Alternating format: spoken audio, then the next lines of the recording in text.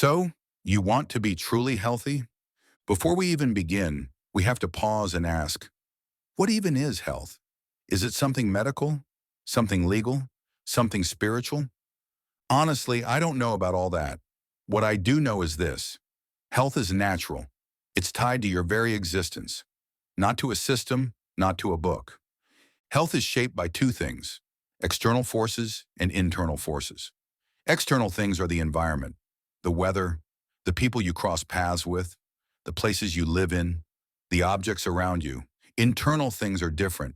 Your moods, the way you think, the way you express yourself, the distortions in your perspective, your consciousness itself.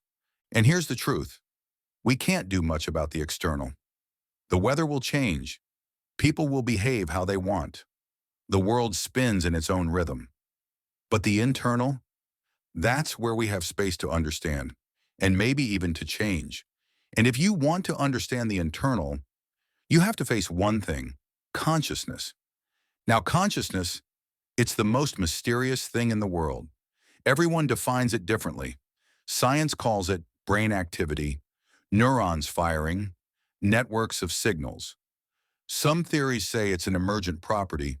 Some call it a kind of spotlight, where a piece of information only becomes conscious when it reaches that global workspace in the brain. Philosophers have been fighting about it forever. Some say mind and body are separate. Some say mind is nothing more than matter. Others flip it and say matter itself is just consciousness in disguise. And the ancient traditions, Vedanta, Buddhism, Taoism, they go even further. They say consciousness is not a byproduct. It's the ground, the source, the very thing out of which all this arises. But let's not get lost there. We're not here to solve consciousness like a puzzle. We're here to use it, to live better with it, to suffer less. And that brings us to suffering. Because health isn't only about the body, it's also about how we meet suffering. So what is suffering? At its root, suffering is the gap between what is and what we think should be. It's not just pain. Pain is physical. It's sharp. It's direct. Suffering is the story we build around it. A cut on your hand hurts. But when the mind says, this shouldn't have happened to me, that's suffering. Science will tell you suffering is the brain adding meaning to pain. Psychology says it comes from resistance, clinging to what feels good and pushing away what doesn't. Evolution says suffering helped us survive. It warned us, pushed us toward survival. But in modern life, that same system often goes into overdrive. And philosophy? Buddhism says life itself has dukkha, unsatisfactoriness, rooted in craving, aversion, and ignorance. Stoicism says suffering comes not from events, but from our judgments. Schopenhauer takes it darker. Existence itself is suffering, because desire never ends. So where's the way out? It's not in hoarding more and more knowledge. Knowledge is useful, sure, but without balance, it turns toxic. People say knowledge is power. Maybe, but power isn't peace. You can sit on a mountain of ideas, but if you never live them, it's like a dragon hoarding treasure in a dark cave, glittering, but useless. Real healing begins when knowledge becomes practice. Think of an orange. You can describe it in detail, the color, the fragrance, the taste, but unless you actually take a bite, you'll never be nourished.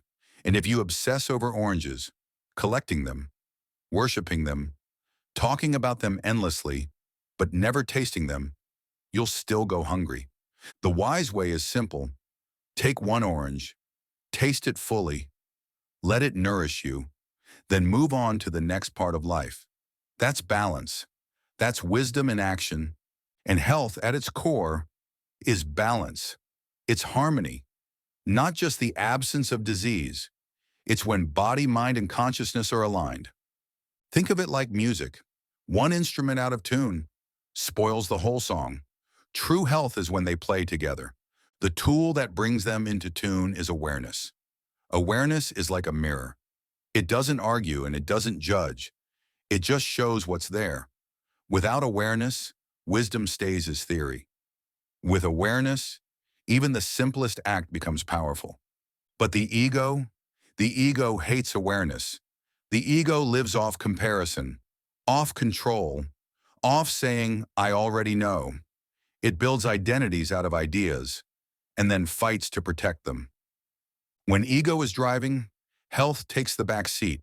We eat not because we're hungry, but because we're restless. We argue not because we seek truth, but because we want to win. Slowly, ego turns us into prisoners of our own illusions. So what do? Not fight the ego directly, it just fights back harder. The way is gentler, daily shifts, small practices, mindfulness, breathing with attention, eating slowly, asking softly, am I doing this from awareness or from restlessness? And when you feel lost, look at nature. Nothing is forced there. Trees grow in silence, rivers flow without anxiety, seasons change without permission. Nature heals because it doesn't resist its own cycles.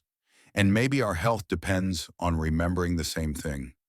To rest when it's time, to grow when it's time, to let change happen without fear.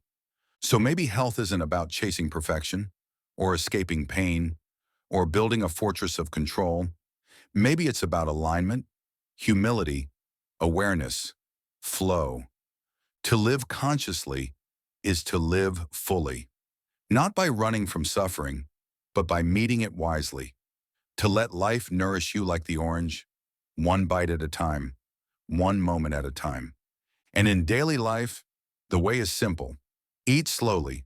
Let food be nourishment, not just fuel. Breathe deeply. Even one breath can reset you. Take pauses. Take breaks. Rest is not wasted time. It's where balance rebuilds. Smile instead of frown. Your face teaches your mind. Step back often. Untangle yourself from the noise, the clutter. And don't just follow trends or rules blindly. What works for someone else may not work for you. Listen to your own rhythm. These things sound small, but they're powerful. Real health doesn't come as one big dramatic event. It grows slowly, quietly, in the little choices you make, in the pauses, in the spaces. That's where balance lives. That's where health begins.